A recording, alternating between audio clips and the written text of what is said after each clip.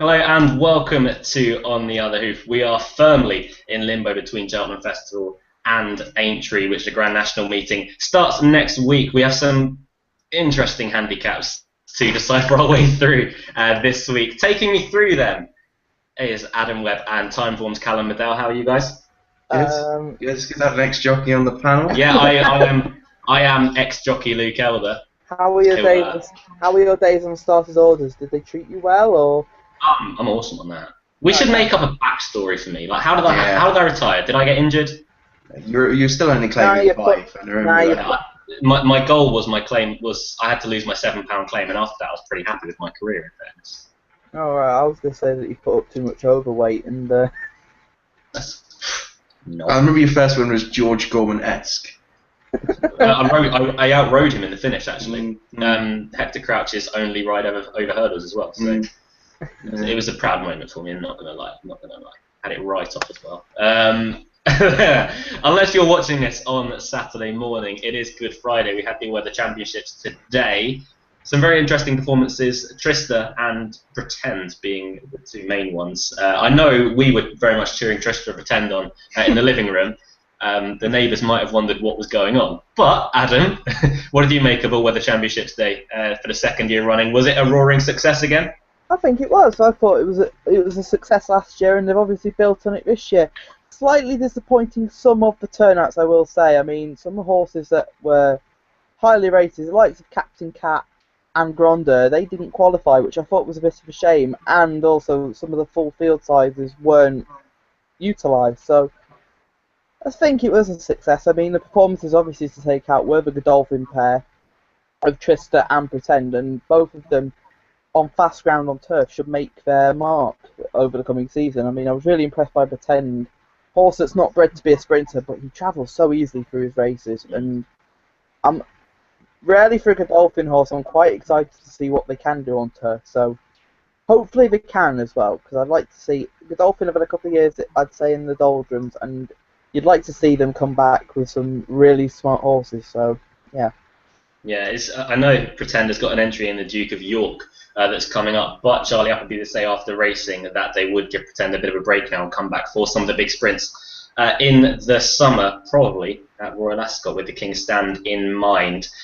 For that, but we have some good handicaps to get our way through today. As always, you can get in touch with us at On The Other Hoof is our Twitter tag.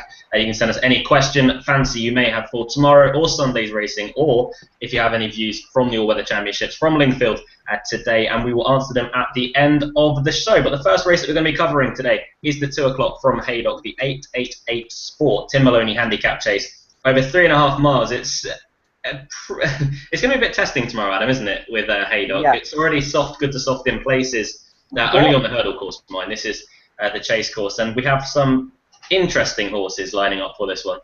I'd agree. Soft, good to soft in places. I think that's a bit generous considering the amount of rain we've had up here this week. So don't be surprised if it's much more testing than that. Woodford County is an interesting horse. I mean, he was third last time out in the Midlands National behind Juniella, and this sort of stamina test will suit him well. Kieran Geffin's taking off 7. I think he's got a live chance. Ziggler Boy was 4th last time out in the race at Sandown behind Financial Climate. I think the step back up in trip on this less testing ground compared to Foss last should help him. He's another. He's one that I think has got a big chance. The one at a bigger price that actually interested me was Orange Nassau. If he can get into a river mart in front, I think he's a very interesting runner here because he jumps well. I remember him in the cross country. He went well for a really long way in December. If he can get into a river mart in front, he could get some of these into trouble. So, if a likely winner, I'd say probably be Ziggler Boy, but I wouldn't put your Orange Nassau at a price each way. Yeah, it is a race where you really do have to find a horse that is going to be jumping, travelling well in this ground. That's the main thing to do around Haydock. I'm going to go for one that doesn't travel. Usually jumps pretty well. He doesn't travel very well whatsoever, though, in Pinarolo, who is slowly getting there. I'm leaving this video. He's slowly getting there. Pull him off the cliff while you're there. Oh, Yeah, my word. this is his last chance until next time, anyway. But last time he ran much better over 2 miles 6, which is way too short a trip for him. But he actually travelled that day under Jonathan England, who keeps the ride, claiming £3. He's been lowered £2 in a handicap, and if you go back to this time last season, albeit a little bit earlier in the season, around Ida Chase time, probably a bit more towards the new year as well, he was in decent enough form, beating some nice horses. I remember him giving a severe beating to Edmund Keane, and also he destroyed a decent enough field at Catterick. However, he has completely lost his way since. Sue Smith's Yard continued to be in decent enough form. He's off 11 stone 2, that's not including Jonathan England's £3 claim as well. About 12 to 1, I think. He could go well if he does build on that last effort. Stepped up to 3.5 miles as well. Is going to suit him down to the ground if Jonathan England can just get him travelling that little bit better. And then I think Pinerolo could be dangerous off a slipping handicap mark. And 118, if he does return to his best, he'll make an absolute mockery of that mark. But that's a big if. I wanted to mention Woodford County, because I always do, but he's a bit short in the market, personally. Kieran Gethings takes off a very valuable £7. He's been in good form recently. He was most recently seen in the Midlands National when not really proving too much of a challenge for Guniella and Raz de Marais, but this race is much weaker than that, and he brings in a lot of stamina to the 4 and is a decent enough jumper. On his day, the ground's no problem, so Woodford County, I'd say, is a fairly worthy favourite. Would you agree with that? Yeah, I think you love this race. Callum has been so excited to cover this race. Absolutely buzzing. Yeah, I can see why he's up there just because of the connections, really. But I think he's short, if I'm honest. Ziga Boy is interesting. He's a horse I liked at the start of the season. To be honest, I thought he would end up being quite a decent horse, and it's not really gone to plan for him at all.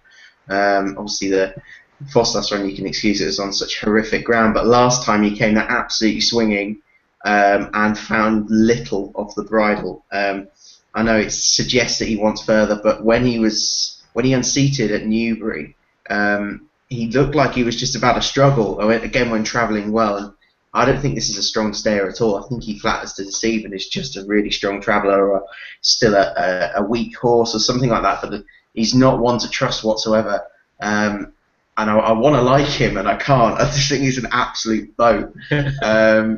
I think 4 of a Kind's got a pretty decent chance for Harry Whittington. I thought he bolted up at Chepstow time before last. I know he probably took advantage of a pretty weak race. In fact, he definitely took advantage of a weak race. But his third to Seoul last time out in a far better handicap than this, I think, is a really good piece of form, to be honest. Certainly when you compare it to the rest of these. And he's well worth a try over this far again. His only start, he was disappointing, but you can excuse that, definitely. It was after, I just don't, I think it just came too soon after a hard race, so I think you can definitely excuse that. So he's worth a go, 4 of a Kind. That was a gruelling race over at Newbury as well, behind Seoul, who, of course, we will see in the Grand National next week. It's interesting that they've gone for the TV first time on Everard. Interesting move. I don't think we see it enough these days in racing, but Everard is TV'd first time. Good for him. Yeah, good for you. I hope it works, Everard. Moving on to the 2:15 at Kempton, because we're not only at Haydock tomorrow, we are at Kempton on the Poly track. The Betfred home of goals galore handicap over 7 furlongs, where it's a handicap, but we've got 3 that are absolutely miles clear on ratings. They seem to be the class horses in the race, including Ninjago, who won last Saturday, Adam. He was over in Maidan before that, has come back and has seemingly been in better form than he was over in Dubai. Would you give him a chance for Richard Hannon and Sean Levy? Well, the blinkers last time seemed to work the trick with him. I always had him down as a horse that you had to have really fresh, but the blinkers seem to revitalise him, and I think it's a decent race, and if he can find more improvement again with the blinkers again, I think he can go very close. The 3 at the top of the market, Speculative Big, was really impressive at Kempton over course and distance last time, and I'd take him over Outback Traveller, who was a promising horse last season, but I'd rather go with Speculative Bid over Outback Traveller, just at the fact that Speculative Bid has had the run. Outback Traveller may need this, even though he has got Ryan Moore in the saddle. I'm going to side with Speculative Bid. I think Ninjago was a danger as well. Yeah, it's a pretty tricky race to actually decipher your way through, isn't it? I always look at Ninjago for being a horse to get first time out, which he's proved sort of wrong this season because he won last weekend in a pretty strong enough race. I'm going to side with Outback Traveller though, who won.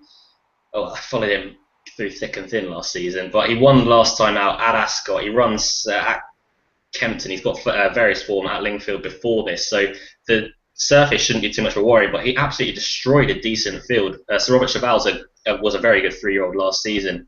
He put him well in his place last time out by 7 lengths. So I'd be disappointed really if Outback Traveller couldn't defy the £10 penalty that he's got £12 penalty that he's got tomorrow. Ryan Moore in the saddle. We saw him in good form on All Weather Championships Day earlier on this afternoon. 130 is a little bit short, I'll give you that, on the top weight in this field. But it seems to be a race that doesn't really sparkle at all. I know that you'd be more inclined to follow the Kempton action this afternoon, but Outback Traveller for me would be a tentative vote, I'd say. But it's more I just don't know what to take him on with. I think it's short, personally. £12 rise for that one. I know it was impressive, but I think he's got to bring out more, especially first time out. I'm sure he'll benefit from this run. He's also by Bushranger, who's my least favourite sire in the world. In fact, Outback Traveller is now officially rated the highest rated horse of any Bushranger. I mean, that sums it up really. Shut up. I like the two of them. I like are the other two that are 4-1 in the market, and I think they'll fight it out. Speculative Beard, who won quite impressively last time after an absence, beat Bravo Echo quite comfortably. Travelled like a beast that day.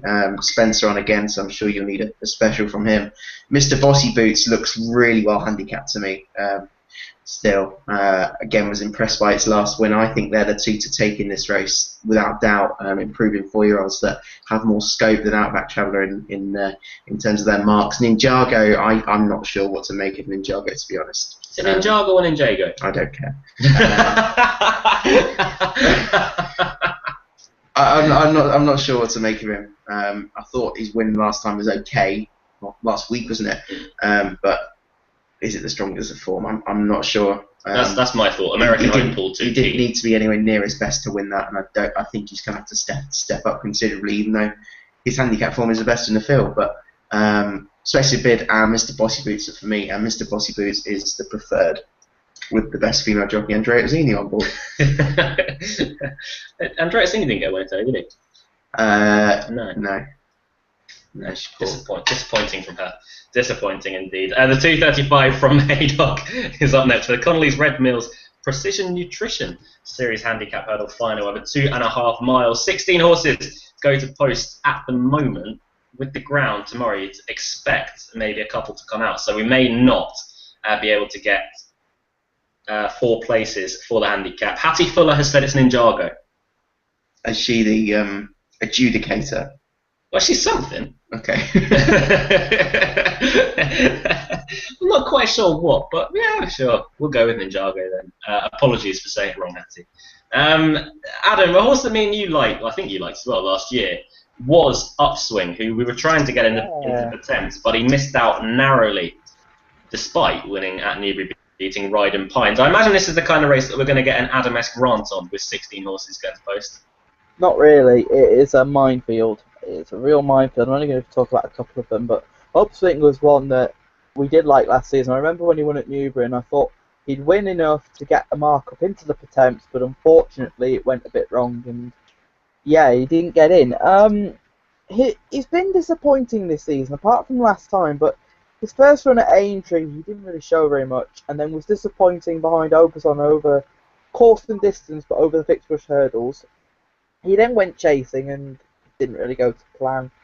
The second last time to Gold Futures was a better run. He should have won that day, actually. I'm trying to remember in the race that McCoy took it a bit easy after the last one he shouldn't have, and Gold Futures nabbed him on the line. The first time buyers should help him, and step back and trip shouldn't inconvenience him. Southfield Vic, last time out, I thought Sean Boyne gave him an excellent ride at Wincanton. How he stayed on for a start coming out the back straight, I don't know. And it was impressive to see him win like that, but I have got concerns about the rain softened ground for him. The one that I do like, and I know Luke mentioned it off air, Network Rouge, who 2 starts ago was third behind Adami at Sandown, which I thought was a really good effort. and then was second last time out at Newbury behind Border Breaker, and it was a hands and heels race, and he'll appreciate it tomorrow. And David Bass is in flying form, as is Kim Bailey, and I know he's price wise, but at 11-1, I'd rather have a bet on him than some of the others in this race, and I think he's your likely winner. Yeah, no, I do completely agree with that on Network Rouge. Sorry, you've kind of stolen all my points as well. Thank you for that. Right. I just wanted to add one more thing onto it.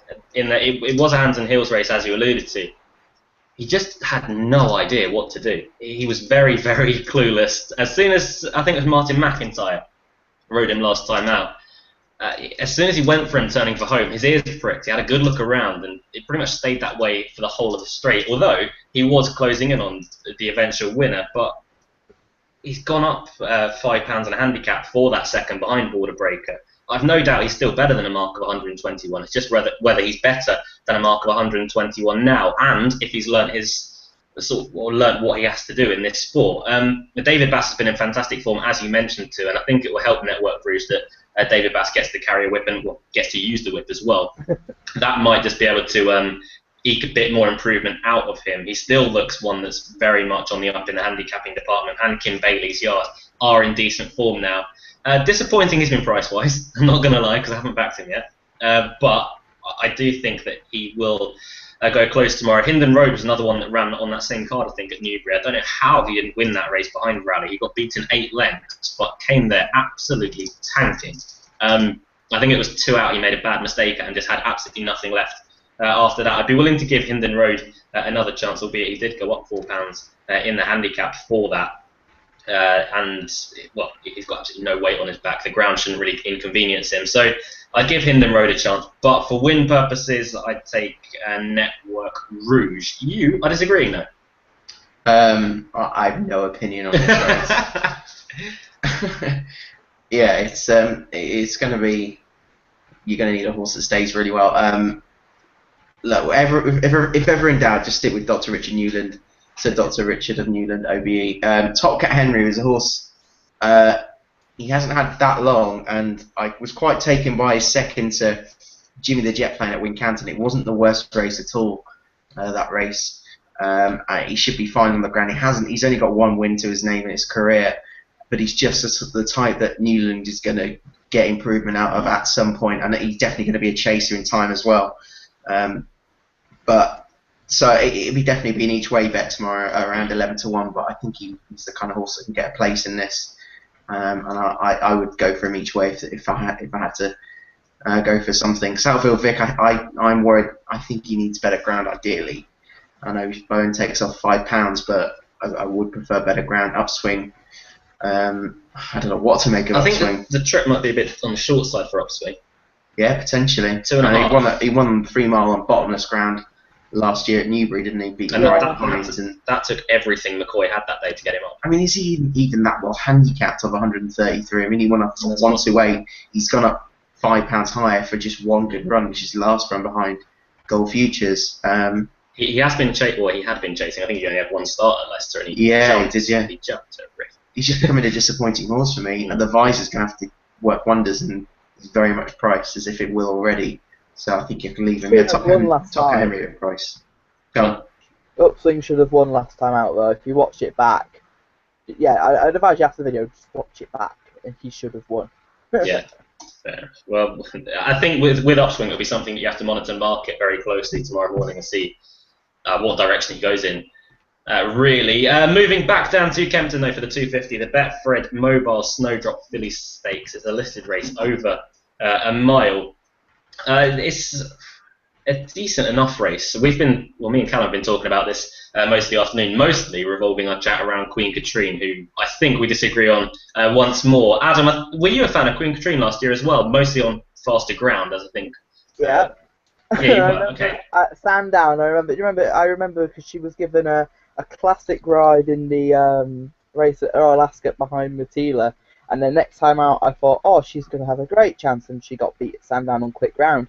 I just think tomorrow that she's one that will probably need the run, so it's a tricky race apart from that. I mean, think the horse that's got the best one coming into it is Lady Dutch, who's only had one start in this country, came over from Italy, and was impressive enough on her first start, which she beat Baltic Knight.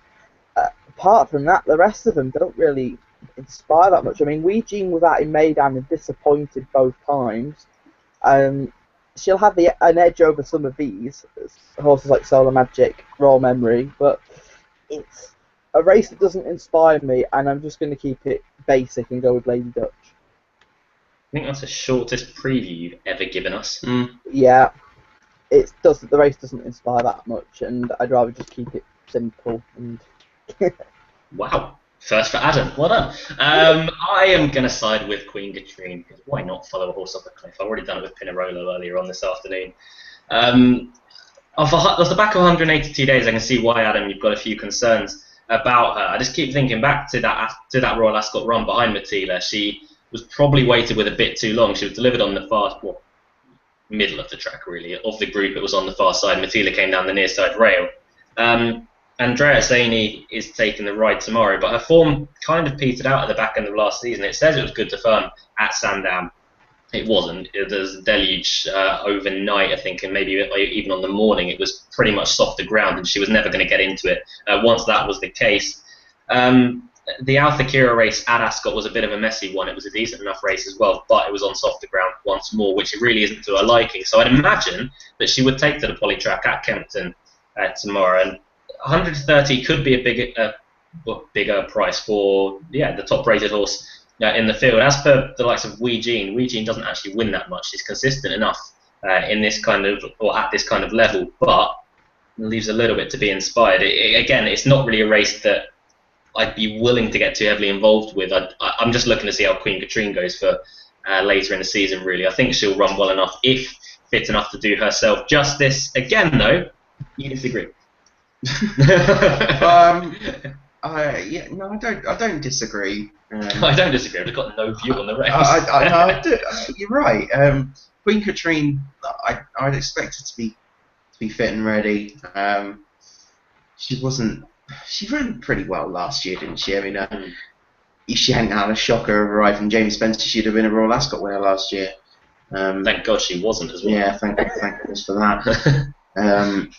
I expect her to be pretty ready tomorrow, and I know they're going to be searching some sort of black tie for her. So you won't get many better chances. Well. Yeah, no, it's a great chance. You've got Britain's best female jockey on again. I quite like Victoria Regina actually, coming from Maidan. She has some okay form in France. It's really not spectacular, but she twice ran quite well behind Cladachera and pretty average Group 2s. I mean, she finished fourth both occasions, but she travelled quite well both starts. I think she just potentially has a bit more improvement for David Simcock, especially drop down in grade, because this is no doubt weaker than the horses she was facing there, particularly Cladachera, who's would have absolutely blitzed Lees. Let's make no mistakes about that. Wee Jean ran poorly in Maidan as well, had a bit to prove, but she gets a soft lead, then potentially she could be revitalised. And Lady Dutch, I can see the angle there. She's a potential improver, but Victoria Regina is one of the more confident selections on this really dreadful day of racing. Yeah. Giles Gear, that's your friend, isn't it? It is, yeah. Yeah, he says stop smirking, as does our neighbour. I'm trying to watch some serious analysis, and he's really putting me off. Sorry, Giles. just a quick hi to the Gears. You have a friend called Giles? Yeah. That's hilarious. Giles is great. Hi, Giles. I want a friend called Giles. Do you call him Ashley as a joke every now and then? No, that's a new one. Ashley? It's a new one. Sorry. Back to Ascot. No, we're not going to Ascot. We're going to Haydock. That's where we're going. Again, 888sport.com handicap chase. Over 3 miles this time. A race that all three of us will be taking closer view of, as it's one of a competition for a Saturday competition. That's the selected race for it. Adam, I'm going to throw you in at the deep end with Virac. Go on, explain. Oh, Lord. Oh, Virac. Cut a long story short, I backed him at big odds for the RSA chase. He then had Coneygree rip his heart out in the Feltham, and he didn't look the same horse at Ascot since. Soft ground here will help him. Sean Bowen takes off 5. You can make a case for him, but I want to leave him. And there are others in the race that are interesting. Astigos is a horse that just doesn't win, and is one that I'd want to keep away from tomorrow. Grandad's horse, I can see him running well. The new tactics have helped, but the last twice, I think he can run a big race. But the one I'm going to go for, and he's at a bit of a price as well, is Knock a Hand, who he gets his ground tomorrow, and even though he is off a career high mark, Richard Johnson is a jockey I think that really suits him well, and 3 miles around Haydock I think will suit him really well, and he shouldn't be 16-1. I know he unseated last time, but the ground was pretty quick for him at Kelso. But the time before that at Carlisle, when Sam Twiston-Davies rode him, he was really impressive that day. And I just think at 16s he is overpriced and is one that I really like in this. Others that I'll mention, Carrickdoon, funny story actually. Me and Steve Mullington were at Haydock last time he won, and we clubbed together to do a pool, and we did like forecast, strikeouts, and he actually won us. He made us our money back. So I feel indebted a bit to Carrickdoon, but I just think off that layoff and the second time out he could bounce. Although if he doesn't, the triple suit him. No Planning won this race last year. He hasn't been in the same form this year, but it wouldn't shock if he bounced back. But the selection is going to be Knock a Hand, and at a big price, I think he can go well. Yeah, it's a tricky race, isn't it? Yeah. To sort of get your way through. I'm not going to lie, I really thought you'd be all over Virac. No, I think, as I said, since the Feltham and that in the Reynolds Town, I was really disappointed with him. Because I thought the Reynolds Town, I think we all agreed, it was one of the worst renewals ever, and Virac should have been winning it head in chest. And I just think Coneygree has ruined him. I mean, Paul Nicholls will probably work his magic and bring him back, but that'll probably be next season as opposed to this season, so, yeah. Fair enough. I'm actually shocked. I'm a little bit shocked you haven't gone for... He'll probably win now, but... yeah, he'll probably bolt up, won't he? But you're going for Knock a Hand, right? Knock a Hand, yeah. I think me and Callum might be going for Knock a Hand as well. Yeah, no, I'm going for him. This is the only other hoof nap, isn't it? Yeah, it's going to be, isn't it? It's just a race that's got him written all over it. He's not fast, he's just slow, he'll stay at the same pace, he likes soft ground, he jumps well enough. He ticks most boxes. He's got a lot of weight to lump around. And his top weight, if you include Virac's jockey, Sean Bowen, claiming 5. I'll mention some others that I wanted to add into the mix. In No Planning, who I'm a big fan of, but I don't think he's an out-and-out stayer. 3 miles on this kind of ground, I think, could find him out. Jonathan England claims £3, but I think he's a little bit vulnerable. For win purposes tomorrow anyway. As for the rest, I didn't really hold up much hope for them. I think, as you said earlier, Grandad's horse probably isn't the strongest of stayers at 3 miles, especially on this ground. No. Panzoa, I'd say the same. I think he's probably too highly handicapped. The ground's a massive worry. Yeah. In fact, he's a huge worry. King of the Wolds, I get why he's so It's a short. prep run, by the way. Prep run for something for Panzer. The Bet 365. Yeah, the Scottish National. Okay, fair enough. So that's why Panzer will not be winning. King of the Wolds, I get why he's so short, but for winning that race at Ayr last time, he's gone up suitably in the handicap. I think he's gone up £8 for it. Yeah. I mean, pretty high mark, isn't it? Yeah, surely? beating Watergarden. I mean, Watergarden's a good yardstick in his own right, but what price would he be in this race? He wouldn't even. I don't think he'd wait just about scrape in. Yeah, he'd just about scrape in, I think, at the weight. So this is a much tougher race. The more I look at it, the more I think Knock a Hand is just a storming good bet at 16-1, is he? Yeah. 16 is best price. I'm siding with Knock a Hand. I know you are as well. Anything else you wanted to add into the mix? No, I just think it's a dreadful race, and something's going to pick up the pieces because nothing looks ordinarily well handicapped. I mean, Virac could be too good for them, but I wouldn't bank on it. King of the Wolds, again, he's also, comes in decent form after a win. He could go quite well. He's the unknown quantity, I think, with King of the Wolds. Well, he's not an unknown quantity at the end of the day. I mean, he's an 8-year-old. He looks pretty exposed. It's just Virac's the unknown quantity, I think, out of the two. Grandad's horse, like I said, I think there's worries for him staying. He barely gets 3 miles, or doesn't really get 3 miles that well. And on ground like that, I think he'll struggle. He's also way too high in the handicap now. arguably of 142. He's probably off his high, not as high as possible, really. Which is probably the same for Knockahan, but you can excuse the ground last time at Kelso, because he does need it bottomless, which is what he got at Carlisle when he won off 136. He's off 143 tomorrow, but he's just the type that's going to ping along in front and could have quite a few of these in trouble if he's on a going day. Yeah. You know, at one point he was a very highly regarded horse, so I expect him to run quite well tomorrow. I know he's going to need a career best because this is a career high mark, but I could definitely chance him in this dreadful field at 16th. As on his day, Knockahan is a very, very impressive horse to watch. He gets to the front. I think it's probably exaggerated with the white bandage on his front legs, but he's a very good jumper when he puts everything together. He travels well and he stays very strongly, which will be everything you need to win this race tomorrow. Richard Johnson suits him well as well. So yeah. For me, Knockahan needs an attacking style of jockey, and Richard Johnson suits him perfectly for that. So that's why he got on. You had a bit worried about that, didn't you? He needs. I think Knockahan is a horse that needs his mind making up for him. So jockeys like Richard Johnson, Sam Twiston Davis will suit him really well because they'll make his mind up, and he'll jump really well for them. So yeah. I was going to say, why'd you mention Sam Twiston Davis, but he won on him 2 outings ago. Yeah, because he won on him at Carlisle.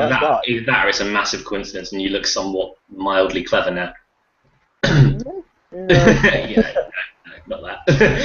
The 325 at Haydock at Kempton is on there.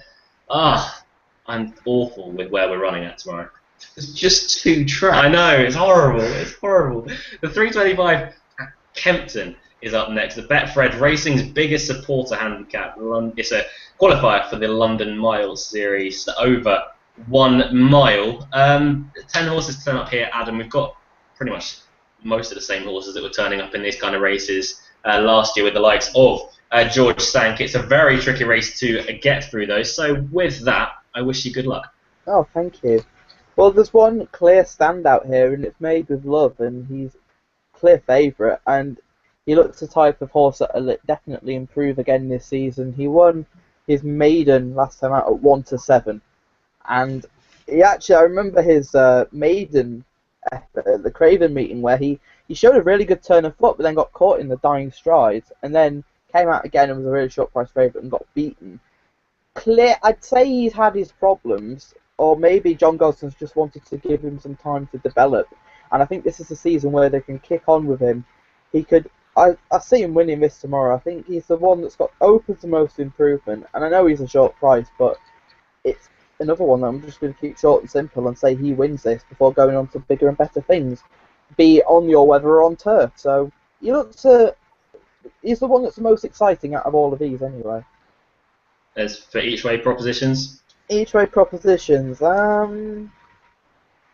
Realise has been running well of late, and if there's one to chase him home, I'd put him up. So, yeah, it's not a race that I'm gonna have a bet in. It's not a race that I really enjoy. So, Made with Love is your winner.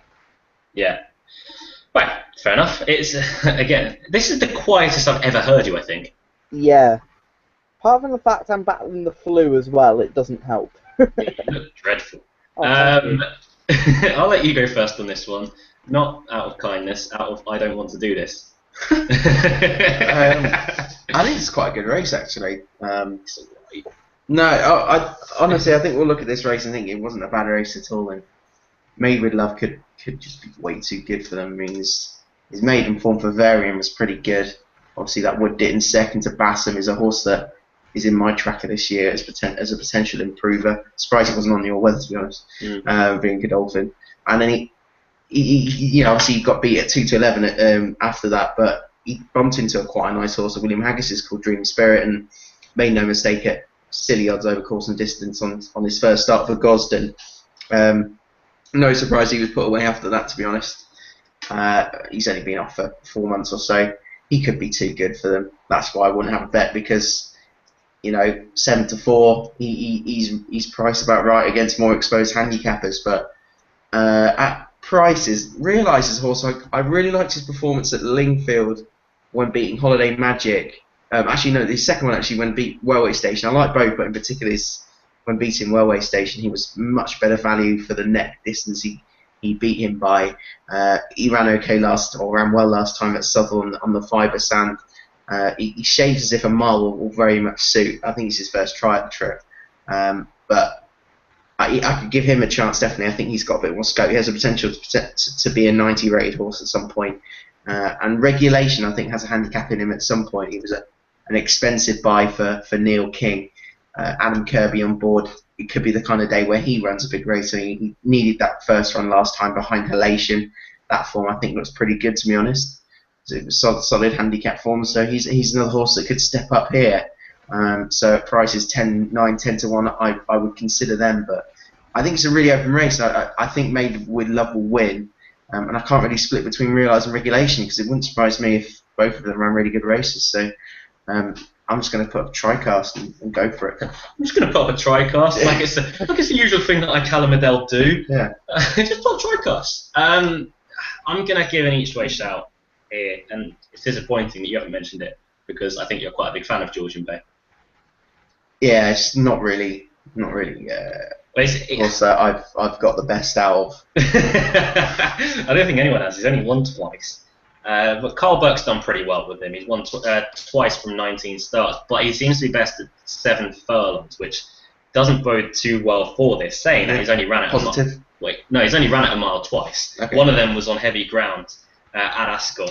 To be fair, I mean, he's often shaped as if a mile would suit. Yeah, I think I exactly. backed him on the premise. Exactly. Ryan Moore's booked tomorrow. He's £3 higher than his last winning mark. Goes well at Kempton. We know that for sure. Both of his wins have come at Kempton on the poly track. So 10 to 1, I think he might be a little bit overpriced for each way purposes. I mean, you've got to find one in the first 3 here. You'd imagine Made with Love is definitely the one to beat with this new association that Frankie Dettori seems to have with John Gosden. As for, is there much pace in the race? Let's have a look. No. I was going to say if there's pace in this event, then George Stank will be one that come into the race or into the reckoning off the back of that. But without it, Jordan Bay will probably go forward. You expect. Although stepping up to a mile, would they be wanting to push? Well, I mean, he's tried mile 5 times already. So it won't necessarily be worried about that. They might hold him up slightly, but. Yeah, there's a bit of pace on it. It's not strong at all. Yeah, it's. I mean, you've got quite a lot of hold-up performers looking at it. George Stank is possibly Spiritual Star's a hold-up performer. Made with Love, I expect to be quite close. I think George Stank is one of the strongest travelling horses that you'll find. I think Made with Love's turn of foot though should seal it though. That turn of foot he showed in number Ditton was really impressive on debut, but yeah. And Gosden and Dettori, they go back a fair way now, and with William Buick now riding more for obviously he's got the retained job with Charlie Appleby, Gosden will be now looking towards other jockeys, and Dettori's an avenue that he'll look towards because of their success in the past, so I can see why, so yeah. Yeah, fair enough. One last visit tomorrow. That is back at Haydock, I promised. 3:45, the 888 Sport Handicap Chase over 2 miles and 6 furlongs. Again, Adam, is going to be very gruelling for the field of 15 that go to post. Only the first 3 for each way terms here, but nonetheless, it's a competitive race, albeit probably not the most with class. It's a horrible race, if I'm being honest. Future Guild is in his 3 runs over fences, and he won last time out at Market Raisin on soft ground where he beat Sergeant Pink, and I can kind of see the angle with him why he's favourite.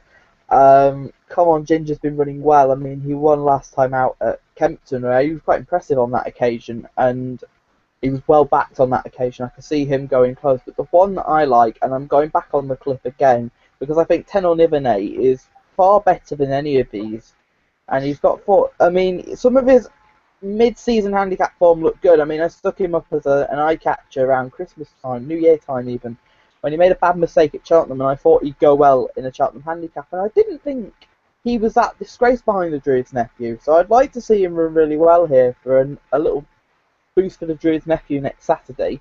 The drop-in trip should help him. I think 2.6 is his trip, and soft ground around Haydock is no issue. Of the rest, it's not a really inspiring race. Dare to Endeavour in first-time blinkers could go well. And from each way bet, Saints and Sinners, I mean, he fluffed his lines last time out, but he hadn't really done that much wrong over fences. And he could go well if he enjoys the step up in trip, but I think it's all about Tenerife here. It's not the best race at all, and he on form is better than all of these, so I'd be surprised if he wasn't winning. And Venetia loves a Haydock winner, so okay. Surprised if a 9-1 shot wasn't winning. Yeah. Well, I'd be surprised if he wasn't going close, because I think he's the best horse in the race. So. Yeah. Again, well, I say that I mock you for it, but it's the kind of race you throw a dart at and you kind of hope. I'm going to give a chance to representing Celtic, who won. Well, it was just after Cheltenham. It was the day after the Cheltenham Festival, actually, at Kempton. I think they had mapped him out to win that race. However, they had Josh Moore booked on since the start of the week. As soon as the entries came out, or declarations came out for that race at Kempton, he stayed very well that day. He jumped very, very well. Josh Moore keeps the ride. He's around 10-1, so I don't see that being I don't see that price tag being that wrong about it. Although he is a horse in form. He was second at Plumpton. Before that, behind a horse called Roberto Pegasus, who at one point was fairly highly regarded by the Alan King Yard, but there's no real shame in losing to him. Before that, he ran in a really strong race at Newbury, won by Azure Fly, who there's been, I think Desert Joe came out and was second or third next time out, so that form's taken a boost in a couple of places from Newbury. He's gone up for that Kempton win, 113. 12. He's gone up £12. I mean, he did win impressively. That might actually be a little bit steep looking at it. I don't really think the ground would be too much problem. It was soft enough at Plumpton when he was behind Roberto Pegasus, albeit it was only good to soft officially. Very much as soft as he wants, I think. Yeah, exactly. I think if you are going to pick a worry, then that would probably be way too soft. That would probably be his worry. I'm sticking with him. Benny's hasn't really seen out 3 miles the last twice. He's been in good form before that. Jonathan England claims 3 and they've got absolutely no weight. I can see him putting up a bold show from the front. He jumps absolutely superbly, so I'd be disappointed if he wasn't putting up a good show again for Sue Smith. I think she's got a few chances at bigger price for the yard tomorrow afternoon at Haydock. As for the rest, it's a wonderful closer for our preview tonight, Callum. Yeah. I think your selection's going to really struggle on that ground, personally. I think you're going to struggle on that ground. Yeah, I don't care. Can you spot it? I think it's got a pretty decent chance, and this went up quite a bit for a Huntingdon win in February. The ground was probably a little bit too fast for this horse last time at Kempton 3 weeks ago behind Ruben Cotter. I think it was the worst race at all. I thought Nick Schofield gave Ruben Cotter a very good ride that day. What a guy! Yeah, I think return to softer ground will suit Lucy Wadham's Charge. Bob Tucker, I think, could go well for Charlie Longson as well. The blinkers on this time. He could be a horse that could eke out a bit of improvements to the other two for me, but yeah, it's not a race I really want to really much time upon. No, I'm going to call it difficult to be kind. But that is the last race we're going to be covering here on The Other Hoof this week. We'll be getting to your questions shortly, but before that, Adam, we have Aintree next week. I assume you're going to be there for all 3 days. Of course, I'm always at Aintree. You find me. I'm at practically every meeting apart from the summer ones, so yeah, I can't wait to be there, and yeah. That's a special treat to you. I'm going to let you do something, okay? Okay. Is there anything, the entries came out for Thursday today, is there anything that stuck out in your mind for the Thursday card? Yeah, Hargam was one that really stuck out. It's an obvious selection in the 4-year-old juvenile hurdle. Has got the best form and offer, and the better ground would definitely suit him, and I could easily see him winning. In fact, I could see Tony McCoy having an easy double. Holywell as well in the bowl as well. He ran an excellent race in the Gold Cup here. I completely underestimated him. I didn't think he jumped well enough in the Gold Cup. I thought the ground had gone completely against him. But the run he put in, I thought, was fantastic. And I can actually see him beating Silviniaco Conti back on better ground as well. So there'd be 2 there. 1 in the red rum I'm going to give you, and I'm hoping he's a bit of a price. I don't think he will be, but Parsnip Pete back on a flat track at Aintree where he's got a 2 from 2 record. I can't wait to see him in that race. He ran well at Newbury last time out over hurdles. It was just a pipe opener, and he's only £3 higher than what he was in his last chase mark there, and he was really impressive. So The handicap hurdle at the end of the card is a really competitive race as well. I think Calder Cops could easily go in again. I can't believe he's on 145 still. But I did mention two to Luke that I liked, and both trained by Paul Nicholls. Cat Gary, who won last week at Newbury, I think the step up to 3 miles will help him. And another Paul Nicholls inmate who I think will appreciate the step up to 3 miles, and Le Mercury as well, who got a bit out of his ground in the Martin Pipe, but I have a feeling that they expected him to go off too quick and then fall back into their laps, but they didn't. And he staying on up the hill, and he wasn't beaten around, and he'll make a lovely chase next year. But I think it's a good card on Thursday. I mentioned Adrian Hurdle. I'd love to see Hurricane Fly come over, and if he did come over, I think he'd be the one to beat in that, even at the age of 11. The entry header does look a good one, albeit without any power, doesn't it? Yeah, it's a shame she's not coming over, but I can kind of understand why she's not coming over. Had she won the Mayor's Hurdle, it might be a different story, but yeah. Good to see O'Cutty Swan getting an entry as well. Yeah, the only other hoof horse. We're adopting him. We're adopting him. Yeah, we're adopting him. I appreciate that. Yeah, he's definitely us. Right, question time. The first question is from Neil Harris. We'll go for. Why is there a handicap chase with 2 divisions at Carlisle? God knows. It wasn't the strongest racing there anyway, so I don't know why they split it.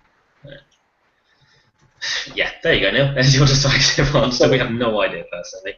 On Harbour Watch, Private Ryan is what we will know him as now. Are we going to be saving him or? No. Private Ryan. Private Ryan. To Luke, this one's to me.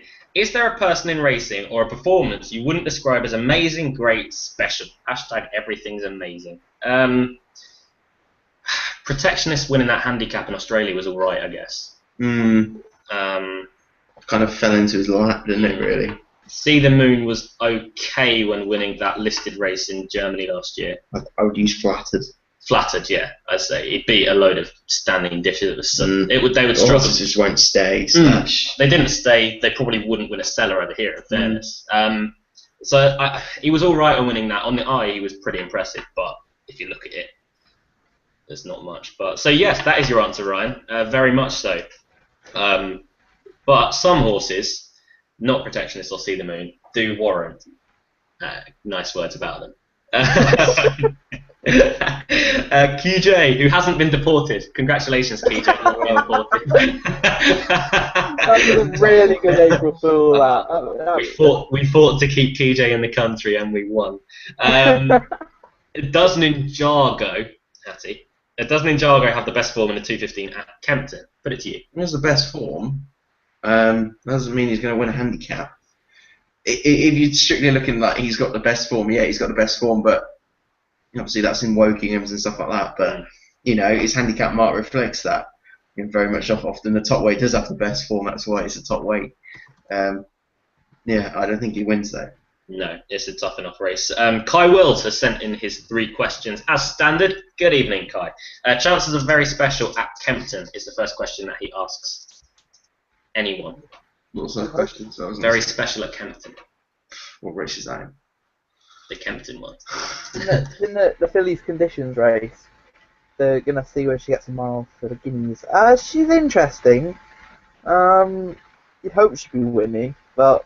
Sure. She is very short. Shagger. That's one of the Naughty Liquid 15 horses for later. Have we got the Naughty Liquid 15 noted down?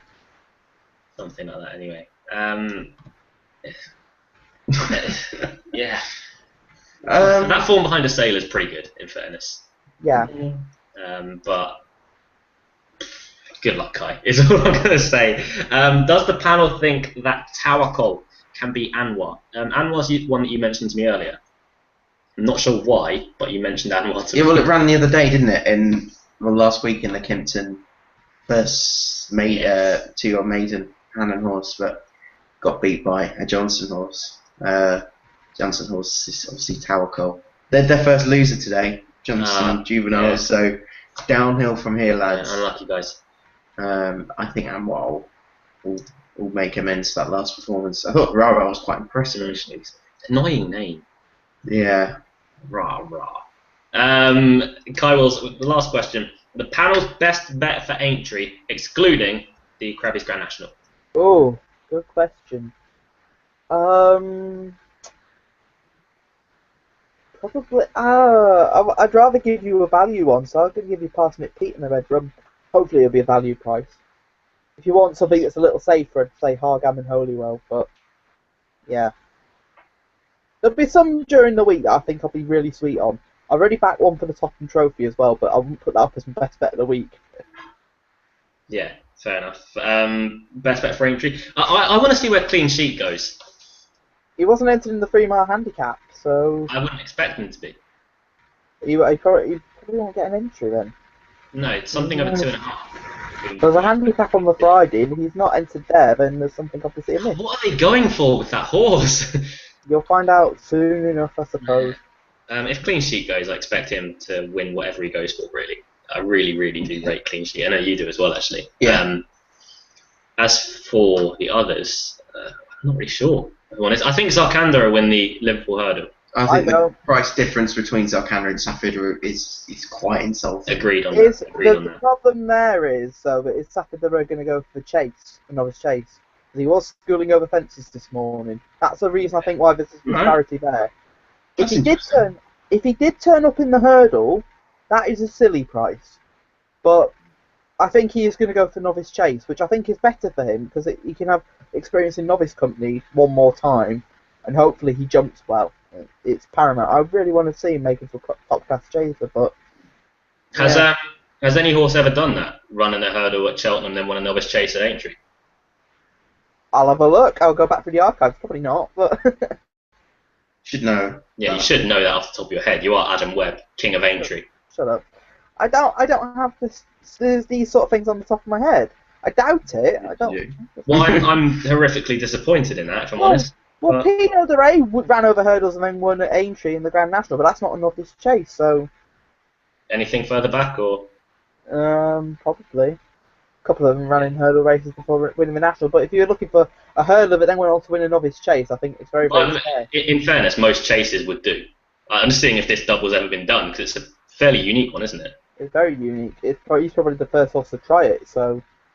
Oh yeah, talking of Safida and Zarkanda, these two had a little bet before Cheltenham on the video. I witnessed this, that Callum got his £20 for Safida finishing ahead of Zarkanda. He was very happy with it. No, it wasn't, because Safida didn't win. Well, he got 20 quid from it. He got his 20 quid. I actually think Cole Harden would beat Zarkanda, you know.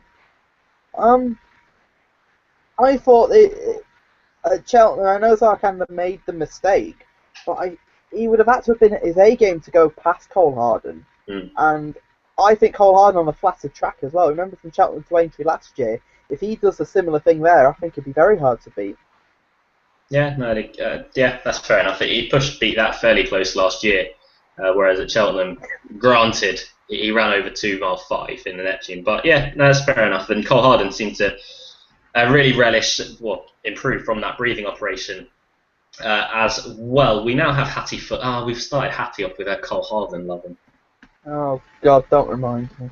Yeah, whatever. Alex Swindles, a friend of mine that I know in person, off the internet, which is rare. Real people. First we have Giles. Second we have Alex Swindles. This is crazy. What is your issue with Ivorwood? I think that's to me. I don't have that many issues with Ivorwood, if I'm honest. Do. I have issues with Ivorwood. I don't think he'll train on, and I don't think he'll win the Guineas. But I think he's a total overhyped Richard Hannon horse, and he's not as good as the overhyped ones in previous times. In previous hyping years. Yep, I'd agree with all them comments. He, as I said last year, he was the build of a 3-year-old as a 2-year-old. If he's grown again and he's improved physically again, then yeah, he could be a monster, but not for me. So, yeah, alright. I don't really like Ivorwood. I don't like Eshtikar either, so. I couldn't have Eshtikar on my mind. I really couldn't. Is anyone near good enough? Key J's back.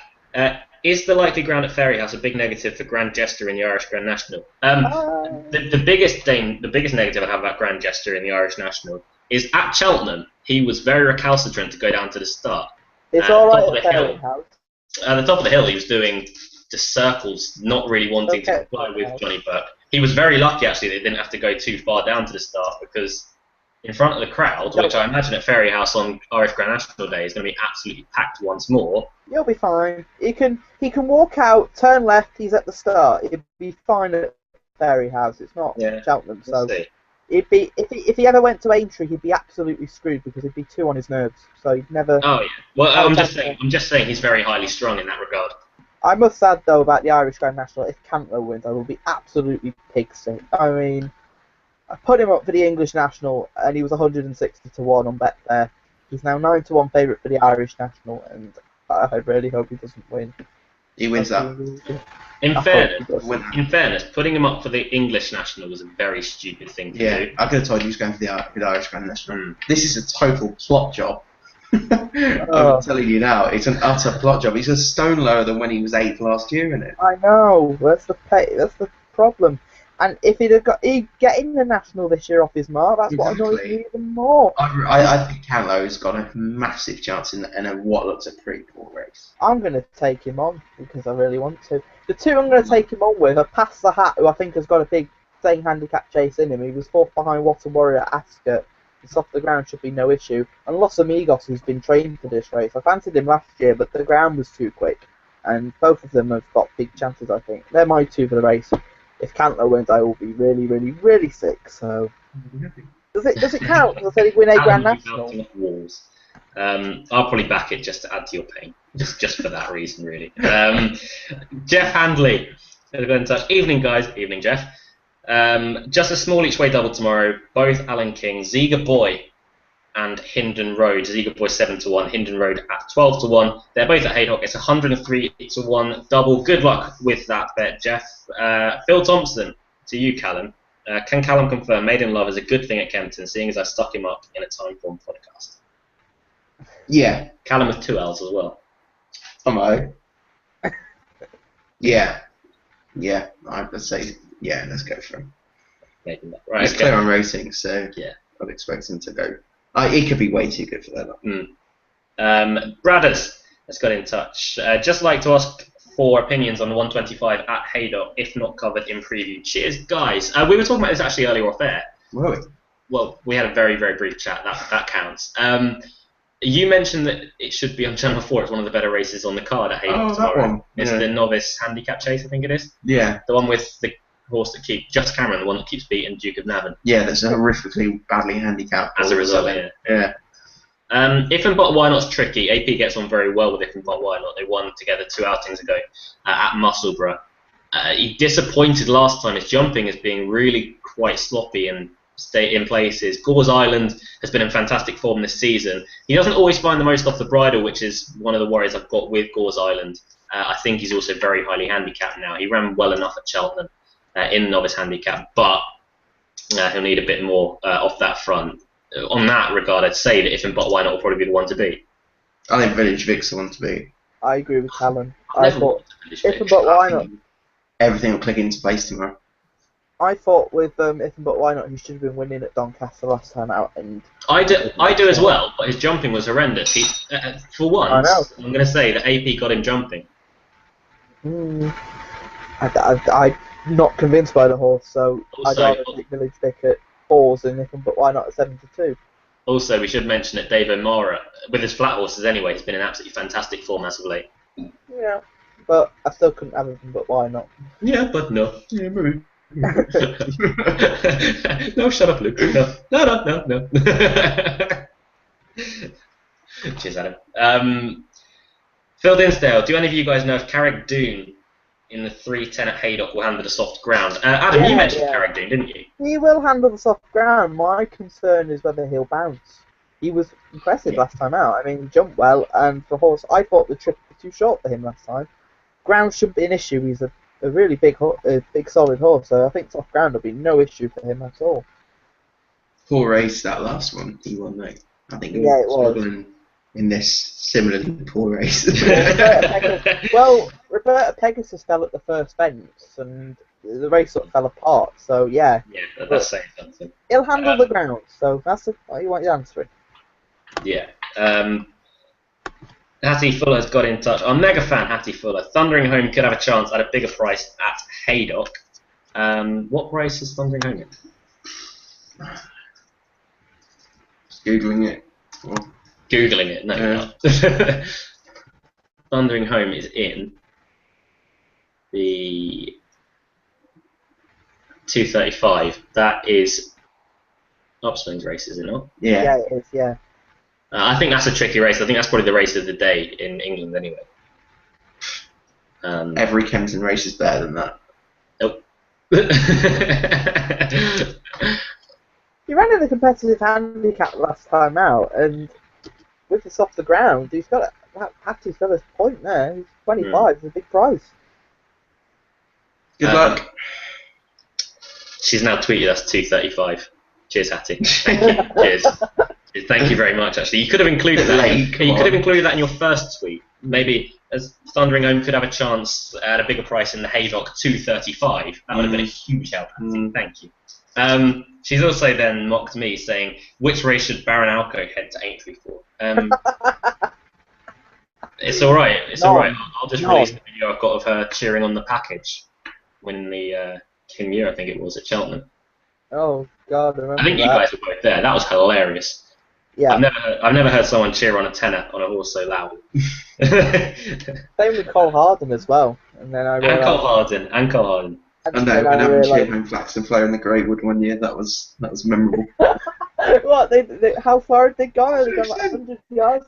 Flaxen. Adam, they've just started. I wasn't even there and I could hear it cheering it on. We had a match bet, and the match bet won, ironically, against Iffin, but why not? Yeah. And then what did he do next time out? He won the Jerry Fielden. Yeah, cheers, Adam. Don't you mean a sporting bet intermediate hurdle? Oh yeah, well it's a Jerry Fielden. Yeah. Keyj's got back in touch. Thank you very much for kind words on the other hoof. Your fighting to keep me in the UK is greatly appreciated. Of course, we should mention that Keyj did put up a Facebook status on April Fool's Day telling everyone that he was getting deported. I can't believe how many people fell for that. We got wasted in celebration that night. We got so drunk celebrating that he was being kicked out. Oh. That was regrettable. I sussed it out in 30 seconds. I thought like, oh wait, oh no, it's April Fool's Day. How can I forget? And I commented on the status and then got removed. I was like, so then I paid his free tickets. It was a fair effort. He's also got back in touch. Of course, leave it to me to forget that a top weight has the best form in a handicap, making every second count. When Ninjago's not even top weight, so.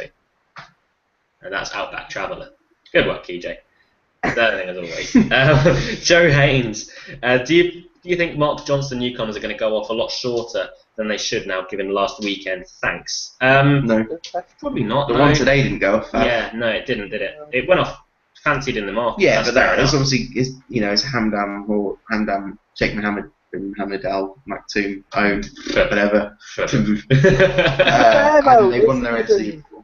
This season, Mark Johnston, it's interesting though, he's got so many 2-year-olds, so I'm surprised he's got that many actually, considering Simon Crispin has started this year. Where is Simon Crispin actually? I saw it in a few runners in Maidan, but he had one runner and the horse has already been sold. Yeah, and that's where he that's a great start.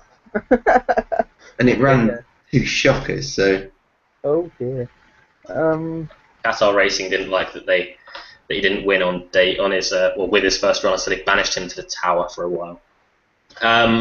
Hattie corrected us saying the 235, and then she sent in a tweet saying, haha, be quiet guys. So that's what we're going to do right after we do our naps for tomorrow. Adam, we're going to start with you, my friend. Knock a hand, may as well. Knock a hand. Oh, wow. I don't want to do this. Come on, Luke, you know you want to. Why do we all put it up and then... Well, if you want me to change, I can do. Can you not go for something else? Because that's the group nap. Yeah, that's the group. Okay, the group. The on the other hoof nap is knock a hand. Knock a hand. God, yeah. Okay. What's your other nap? Can I live in Avon? Can I live in a? Fair enough. I am gonna try and annoy you, and I'm gonna put up Pinarolo each way as my nap. He's gonna come right. He's gonna Get come off right. that cliff. This awful race, soft ground will be fine. He travelled much better than he did last time, and this is I a came off the suitable bridle with a trip. circuit to go. Jesus. This is a my suitable word. trip. A suitable trip. Pinarolo each way is my map.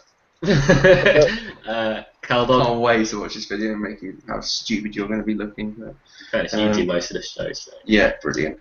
You're a friend called Giles. Shut up. Gosh. Got out of this. I am going to go to Australia for my nap. Terra Vista in the Dali TJ Smith Stakes. It's a sprint over 6.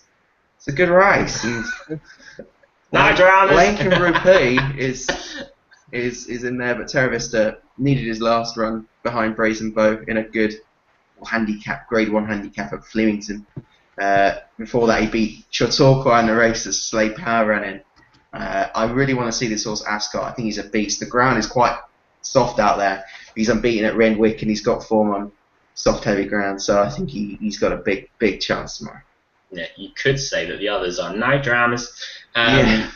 A question from Hattie. Good question, Hattie. To Adam, what is your favourite race / horse at Aintree ever? That's a really good question. Favourite race at Aintree? Ooh. Can I answer that next week? No. Oh, alright then. Favourite? Does it have to be my lifetime or? Preferably, we'll say 10 years or more back. Alright then, Amberley House then in the Grand National 2004. That is my. Oh, shut up. Alright then, if we're going in 10 years, Comply or Die then in his national. He was chucked in. And yeah. I like. Do you fancy reminiscing about Amberley House or? Amberley House. Anything else? Oh, it's such a good. He's probably my favourite in my lifetime. He's my favourite Aintree horse because the first year he went there, he got completely wiped out. Poor thing. Had his return ran across the fence and gave him no chance. And in 04, he just came off such a strong pace that it was a suicidal pace on Hedge Hunter with David Casey, and he picked up the pieces. Yeah, Talking of Aintree, for those that are in the sweepstake, I have a prize.